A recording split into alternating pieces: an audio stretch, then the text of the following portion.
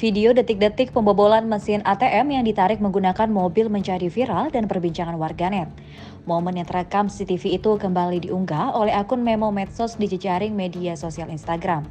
Dari keterangan unggahan, pembobolan mesin ATM tersebut terjadi di Gampong, Lampase, Kecamatan Meuraksa, Kota Banda Aceh.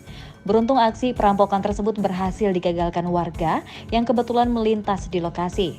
Mereka ditangkap setelah polisi mengumpulkan bukti dan keterangan saksi di tempat kejadian perkara.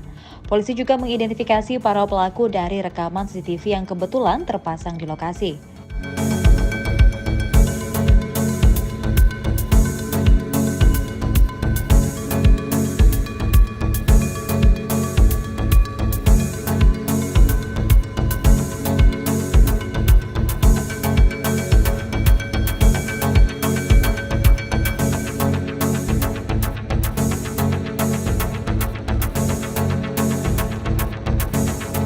Terima kasih sudah nonton.